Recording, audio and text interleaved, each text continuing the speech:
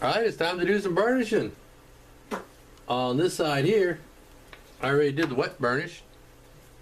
And I'm starting on this side. First thing I do is obviously I wet it. I just have a wet sponge here and just put a little bit of moisture on the edge.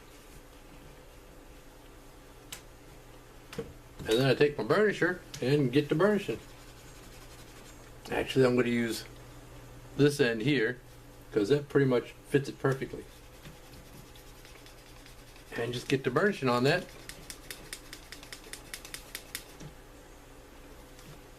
And what you want is a nice finished looking edge. It's getting there. And just keep that up until the edge looks pretty good.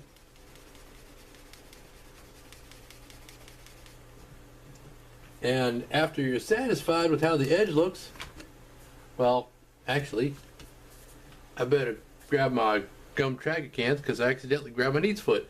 That ain't gonna work for burnishing. Well, it might work for burnishing. I never tried it.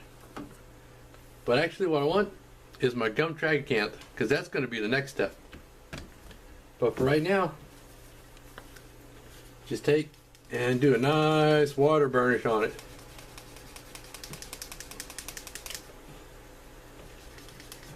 Okay, I'm going to keep that up for a little bit and we'll be back. Okay, I'm pretty much satisfied with how the wet burnish turned out. So, I'm going to go ahead and put some gum trag on it. And the reason I do the gum trag is because while the wet burnish may look good, it's not going to stay that way. It's going to turn fuzzy and look not so good.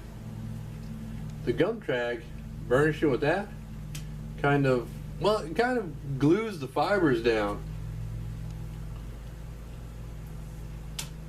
and keeps it good looking, but you still need a top coat over top of it.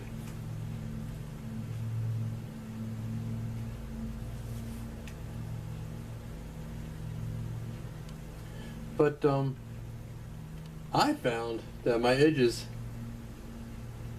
keep. They stay good looking for a while if I do it that way.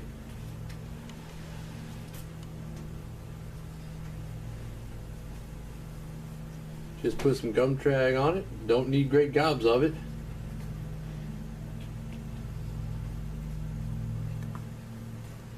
And you can let it sit for a little bit and soak in. But it doesn't take much. And just go in and go ahead and burnish it again. And I'll get that nice looking edge.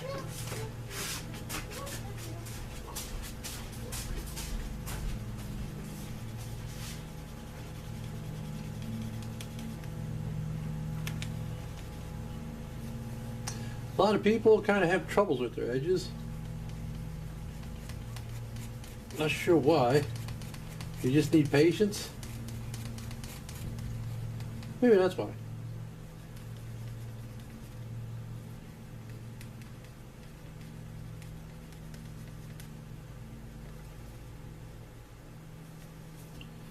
And a quick burnish with the gum trag. Gives you a pretty good edge.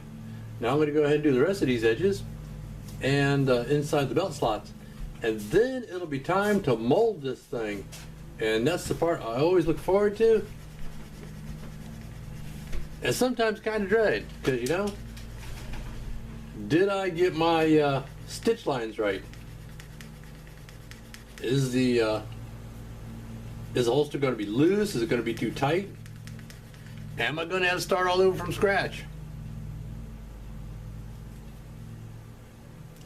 Usually, if you're careful, you don't have to start over. Because wet leather, it'll stretch a bit, which is good. Because sometimes it's come close. So we'll be back to go ahead and wet mold this thing.